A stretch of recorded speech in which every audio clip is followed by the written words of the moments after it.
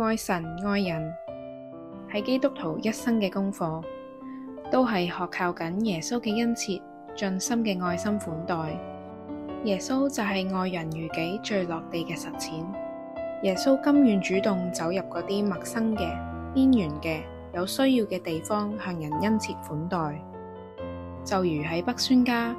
我哋有一班長者，每逢周五嘅朝早，都以社區關懷站恩切款待一啲住喺教會附近嘅街坊，期望讓街坊可以感受到教會嗰份親切。再者，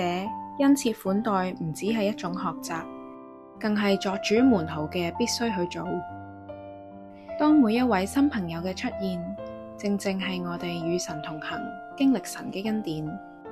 當我哋願意開放心中嘅空間，或擺上實質地方成為祝福鄰舍嘅空間，就可以經驗到一切供應來源嘅上帝。呢啲供應竟然可以作為一份禮物，俾教會祝福鄰舍。